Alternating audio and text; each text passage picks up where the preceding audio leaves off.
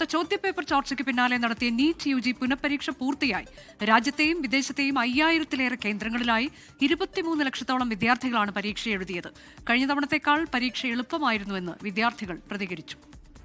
മൊത്തം എക്സാമിന്റെ മൊത്തത്തിലൊരു വിലയിരുത്തെടുത്താൽ കഴിഞ്ഞതിനേക്കാൾ എളുപ്പമായിരുന്നു അതോ പാടായിരുന്നു? ഇതിനെക്കാട്ടിയും പാടായിരുന്നു. കുഴപ്പമില്ലായിരുന്നു. കഴിഞ്ഞ പാടായിരുന്നു. പ്രത്യേകിച്ചൊന്നും പറയാനില്ല. നല്ല ടഫായിരുന്നു. ഫിസിക്സ് ഒക്കെ നല്ല ടഫായിരുന്നു. കഴിഞ്ഞ തവണത്തെക്കാളും മുന്നൊരുക്കം നടത്താൻ പറ്റിയിട്ടുണ്ടോ ഇത്തവണ? ഇല്ല, ടൈം കിട്ടിയില്ല. കെമിസ്ട്രി പാടായിരുന്നു. കഴിഞ്ഞതിന്റെ അത്രയും ഒരു പ്രിപ്പറേഷൻ നടത്താനുള്ള സമയം കിട്ടിയിട്ടുണ്ടായിരുന്നു? അത്രയും കുഴപ്പമില്ല, കിട്ടി അത്യാവശ്യം. അതേസമയം കേന്ദ്ര വിദ്യാഭ്യാസ മന്ത്രി ധർമ്മേന്ദ്ര പ്രധാന്റെ രാജി ആവശ്യപ്പെട്ട് കോക്രോച്ച് ജനതാ പാർട്ടിയുടെ പ്രതിഷേധം രണ്ടാം ദിനവും ജന്തർ മന്ദറിൽ തുടരുകയാണ്.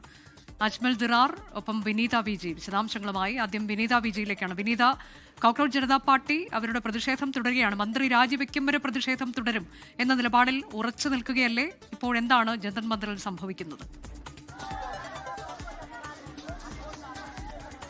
അനുജ സൂചിപ്പിച്ചതുപോലെ തന്നെ ഈ ധർമ്മേന്ദ്ര പ്രധാൻ രാജിവെക്കും വരെയും പ്രതിഷേധം തുടരുമെന്നുള്ളത് തന്നെയാണ് CJPയുടെ നിലപാട്. ഇപ്പോൾ ഞാൻ നിൽക്കുന്ന ജന്തർ മന്ദറിൽ ഇപ്പോഴും ആ പ്രതിഷേധം പുരോഗമിക്കുകയാണ്. ഇത് രണ്ടാം ദിനമാണ്. ഇന്നലെ വൈകിട്ട് 5 മണിയോടുകൂടി ആദ്യഘട്ടത്തിൽ പ്രതിഷേധം അവസാനിപ്പിച്ച് മടങ്ങണമെന്നൊക്കെ തന്നെ ഇവർക്ക് പോലീസ് നിർദ്ദേശം നൽകിയിട്ടുണ്ടായിരുന്നു. പക്ഷേ ആ നിർദ്ദേശത്തിന് വഴങ്ങാതെ CJP പ്രവർത്തകർ അഭിജിത് ദീപ്കി ഉൾപ്പെടെ നമുക്ക് ആ വേദിയിൽ കാണാൻ കഴിയുന്നുണ്ട്. ഉൾപ്പെടെയുള്ള CJP അനുകൂലിച്ചെത്തിയ വിവിധ സ്ഥലങ്ങളിൽ നിന്നൊക്കെ എത്തിയ ആളുകളുണ്ട്. അവരൊക്കെ ഇപ്പോഴും ആ പ്രതിഷേധം തുടരുകയാണ്. ഇതിനോടകം തന്നെ ഇവിടെ നിന്ന് മാറണമെന്നൊക്കെയുള്ള ഒരു നിർദ്ദേശം പോലീസ് നൽകിയിരുന്നു. പക്ഷേ ആ നിർദ്ദേശത്തിലേക്ക് ഒന്നും വഴങ്ങില്ല. ഞങ്ങൾ പ്രതിഷേധവുമായി മുന്നോട്ട് പോകുമെന്ന് തന്നെയാണ് അഭിജിത് ദീപ്കി അറിയിച്ചിരിക്കുന്നത്.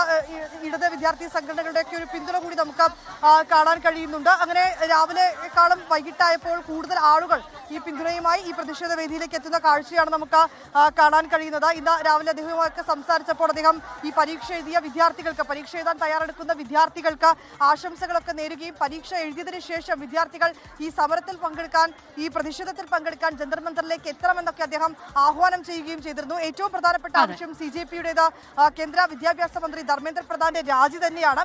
ഒപ്പം ഈ നീറ്റ് പുനഃപരീക്ഷ നടത്തിയ ഈ കാലയളവിൽ ആത്മഹത്യ ചെയ്ത 12ഓളം വിദ്യാർത്ഥികളുണ്ട്. അവർക്ക് നീതി ഉറപ്പാക്കണം, അവരുടെ കുടുംബത്തിന് നഷ്ടപരിഹാരം നൽകണമെന്നുൾപ്പെടെയുള്ള ആവശ്യങ്ങൾ ഉന്നയിച്ചുകൊണ്ടാണ് ഈ പ്രതിഷേധം ഇവിടെ പുരോഗമിക്കുന്നത്. ജന്തർ മന്ദറിൽ CJPയുടെ പ്രതിഷേധം തുടരുകയാണ്. അജ്മൽ ദിറാറിലേക്കാണ് തിരുവനന്തപുരത്ത് വിവരങ്ങളുമായി. അജ്മൽ, എന്താണിപ്പോൾ വിദ്യാർത്ഥികളുടെയൊക്കെ പ്രതികരണം? 23 ലക്ഷം വിദ്യാർത്ഥികളാണ് ആകെ പരീക്ഷ എഴുതിയത്. നീറ്റായി നടക്കണമെന്ന് രാജ്യം ഒന്നടങ്കം ആഗ്രഹിച്ച ഒരു പരീക്ഷ പൂർത്തിയായിരിക്കുന്നു. എങ്ങനെയാണ് വിവരങ്ങൾ? അനുജ, മെയ് 3 നടന്ന നീറ്റ് എക്സാം, അതിനെ സംബന്ധിച്ചിടത്തോളം അത് പിന്നീട് രാജസ്ഥാനിലെ സിക്കറിൽ ആ പരീക്ഷാ പേപ്പർ, അതിൻ്റെ ചോദ്യപേപ്പർ ചോർന്നുപോയി.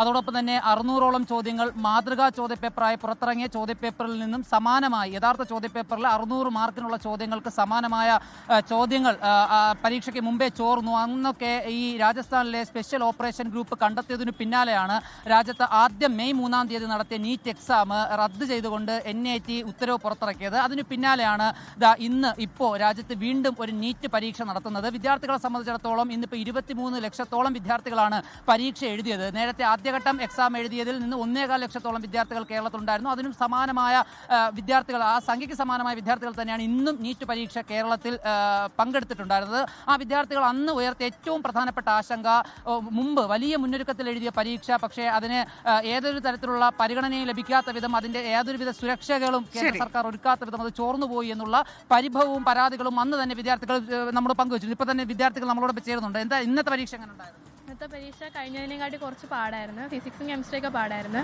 കഴിഞ്ഞത് കുറച്ച് എളുപ്പമുണ്ടായിരുന്നു. ഇത് ബയോളജി മാത്രം എളുപ്പമുണ്ടായിരുന്നു, ബാക്കിയൊക്കെ പാടായിരുന്നു. നേരത്തെ അത്രയും ഒരു മുന്നൊരുക്കം നടത്താൻ പറ്റിയിട്ടുണ്ടായിരുന്നു. അതാണ്, മുന്നൊരുക്കം നടത്താനൊക്കെ ചില ബുദ്ധിമുട്ടുകൾ നേരിട്ടു, ചില പേപ്പറുകളൊക്കെ പാടായിരുന്നു എന്നൊക്കെയുള്ള പ്രതികരണങ്ങൾ വന്നുകൊണ്ടിരിക്കുകയാണ്.